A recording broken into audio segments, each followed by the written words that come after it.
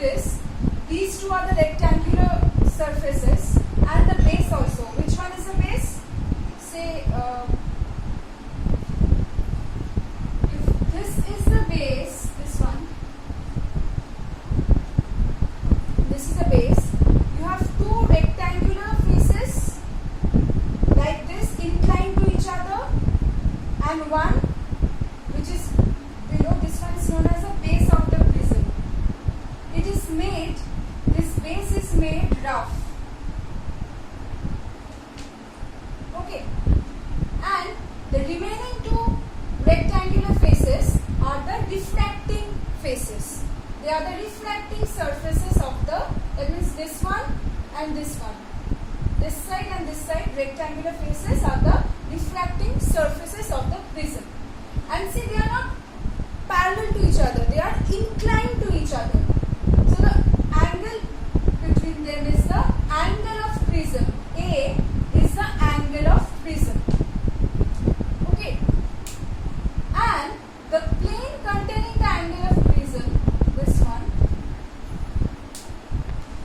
and ABC is the principal section. Okay, so whenever while we will proceed to the chapter, we will draw a prism. We will only draw the principal section of the prism, A, B, C.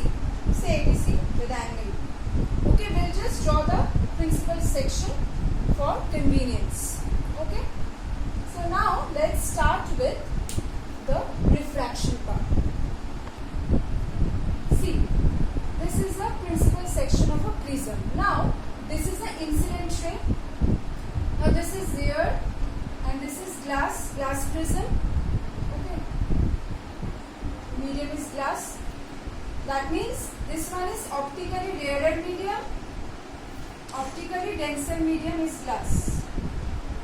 Okay, because its refractive index is higher than this one. Now incident ray is incident at the first refracting surface. This one is the first refracting surface. Remember the two refracting surfaces inclined to each other. Now when it is incident on the first refracting surface, what will happen? This is the normal at the point of incidence of this refracting surface. Okay, this is the normal. Now here is a normal. What will happen? Light ray is traveling from rarer to denser medium. So it will bend towards the normal. It is bending towards the normal. See, that means it is, if there was no refracting surface, light ray would have been simply passed through OPM, right? It would have passed straight away like this.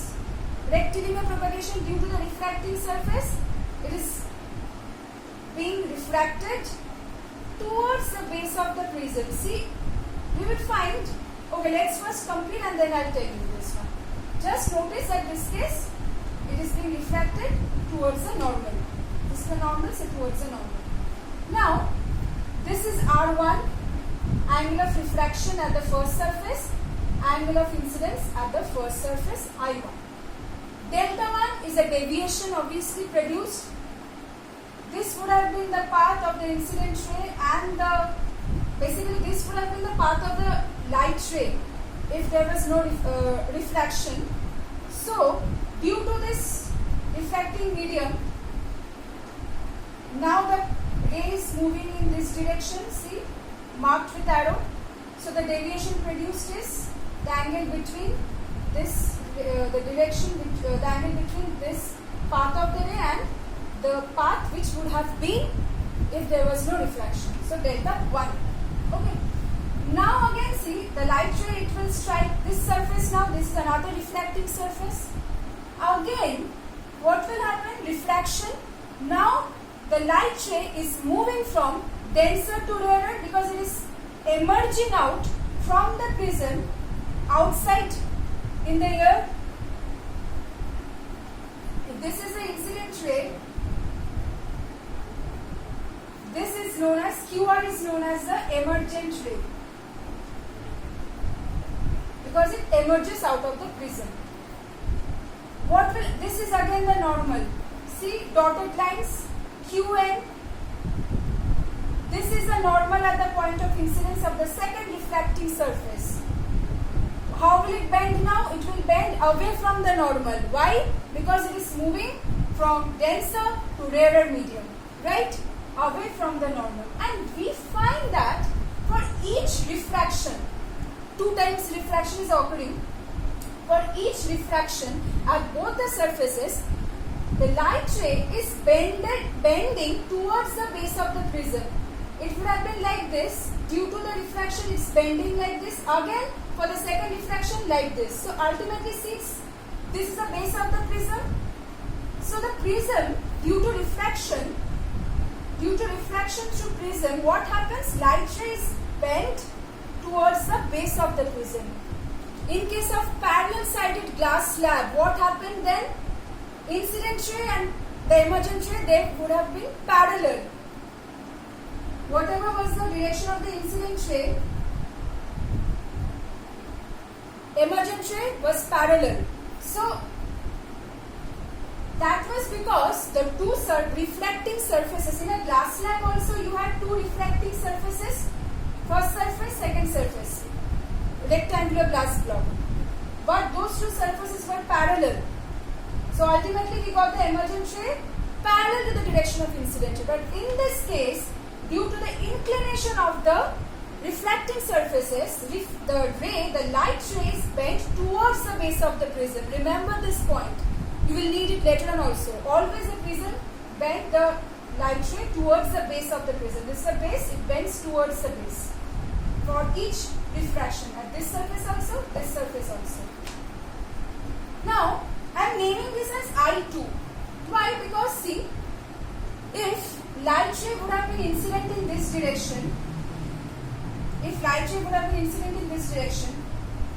it would have followed the same path and this would have been the emergent ray. Which principle? Principle of reversibility of light. So, for just the convenience of using the different symbols, we use this as I2 and this as R2. Okay, this one. Now, this ray, if this surface would not have been present, it would have been actually be like this, OPM. So see, it seems to come from M. If we just extend it backwards, so delta 2 is the deviation produced due to the refraction at the second surface, refracting surface. Then what is delta? Delta is the net deviation, or basically it is the deviation of the light ray produced by the prism. Delta 1 deviation due to the refraction at first surface, delta 2 due to refraction at the second surface. And what is delta? It is a deviation produced by the prism. See, when the emergent ray comes out, it seems to come from this point. So basically, it would have been OPML if no refracting surfaces were present. So delta is a deviation produced by the prism. The deviation, the net deviation of the light ray, incident light ray. Now let's come to calculation. You don't need this proof. You don't get the proof derivation in your exam. I1, can I write? See, vertically opposite angles equal. I1 equal to R1 plus delta 1, vertically opposite angles. So from here, can I write delta 1 equal to I1 minus R1? Again, I2 equal to delta 2 plus R2, same thing, vertically opposite angles. So from here, can I write delta 2 equal to I2 minus R2? Now see, delta equal to delta 1 plus delta 2. MPQ is a triangle. One side of the triangle is produced. PM is produced. This is the exterior angle formed. Exterior angle is equal to sum of the interior opposite angles. So delta equal to delta 1 plus delta 2. Right? Now just substitute the values. Delta 1, I1, okay, I'll just do that for you. Delta 1 is I1 minus R1 plus delta 2 is I2 minus R2. That is equal to, can I write I1 plus I2 minus R1 plus R2?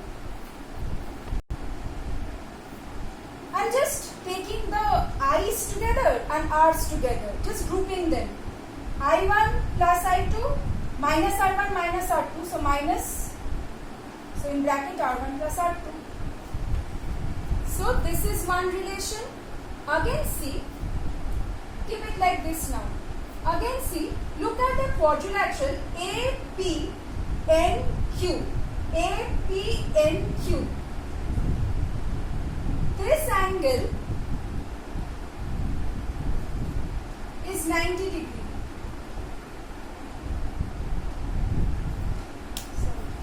This angle is 90 degree. Why? Because normal, this is 90, this is 90.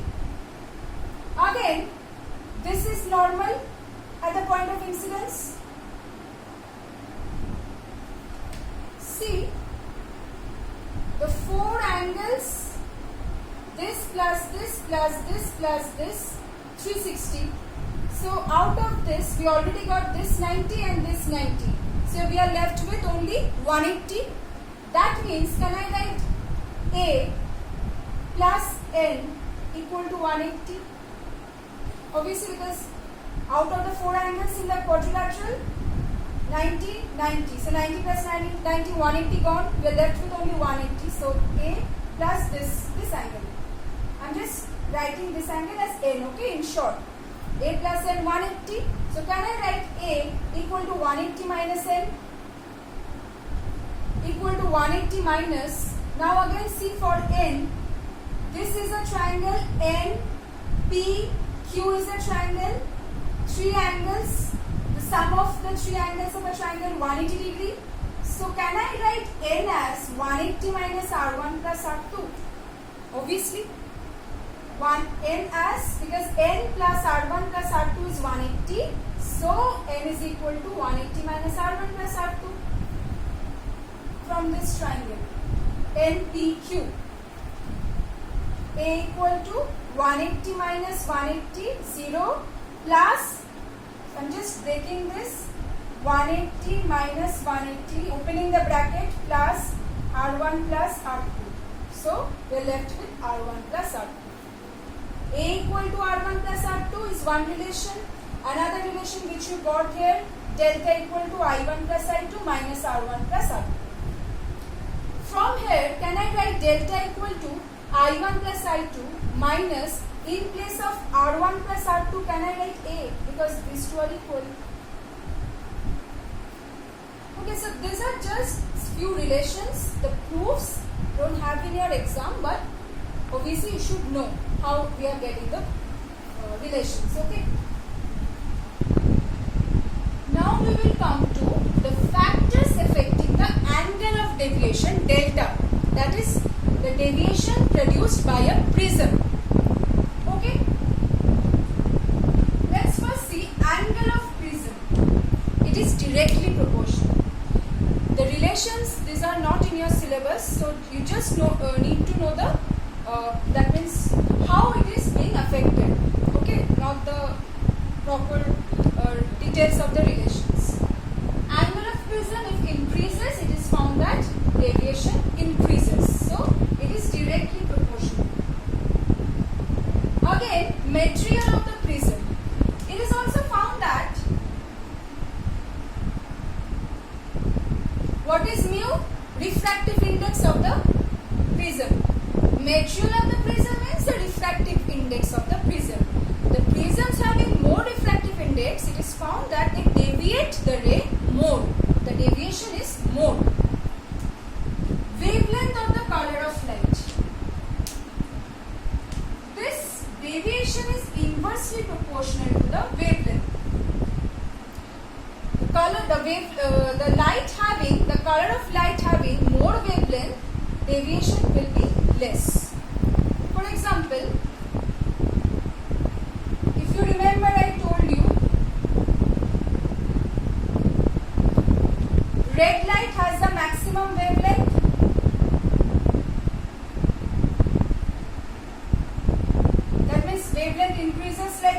and refractive index decreases as we go up, right? So wavelength of red light, if I just ask you red and say blue, lambda is the wavelength, is greater than lambda b, so deviation produced by red light less than deviation produced by blue light. Okay. Now another factor we have, angle of incidence. It is found experimentally that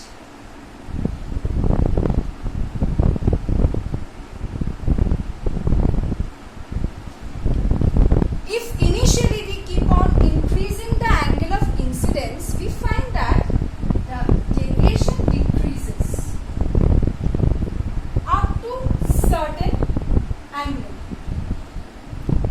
After which, if we increase the angle of incidence further, we will find deviation will increase.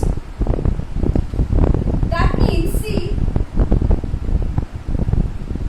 for this is the say x-axis, is the y-axis. In x-axis, if I keep the angle of incidence, say I am just taking the values 10, 20, 30, I am increasing the values of angle of incidence. We find the angle of deviation first decreases. After certain point, that means say for I equal to 30 degree. After which, if we increase further the angle of incidence, we find angle of deviation increases. That means for this particular angle of incidence,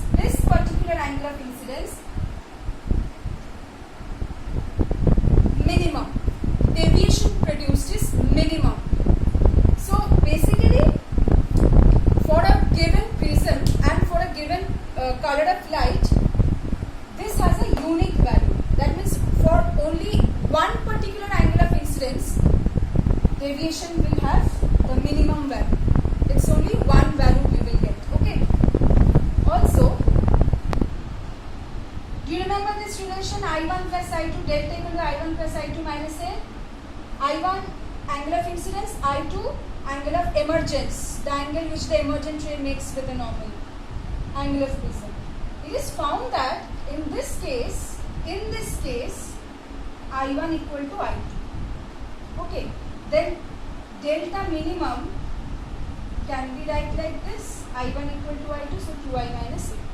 Okay, you don't get numericals, it's just suppose if you get the question, how does the angle of incidence affect angle of deviation, you will have to, if you get it for 3 marks, give this graph and explain that when we initially first increase the value of angle of incidence, it decreases up to certain point, after which if we further increase, the angle of deviation will increase. So just mention about this minimum deviation. Okay.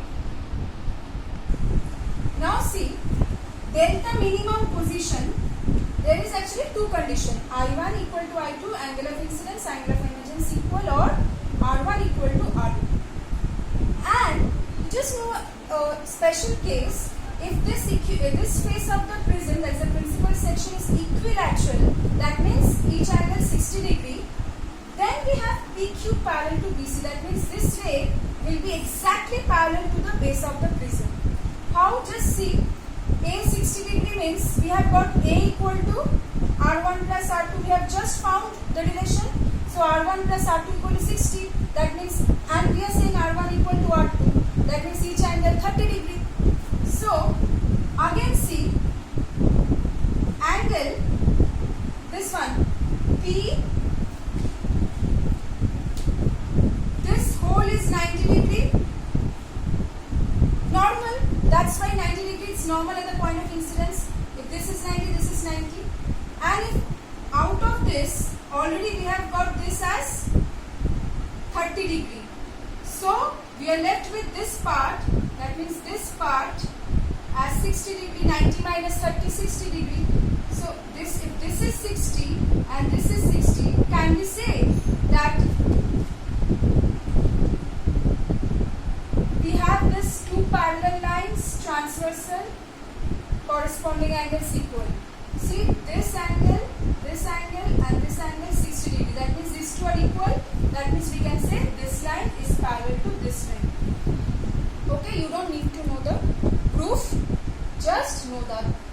relation and the condition. You don't need the proof. It's just for your knowledge. Okay, so that's all about the theory portion.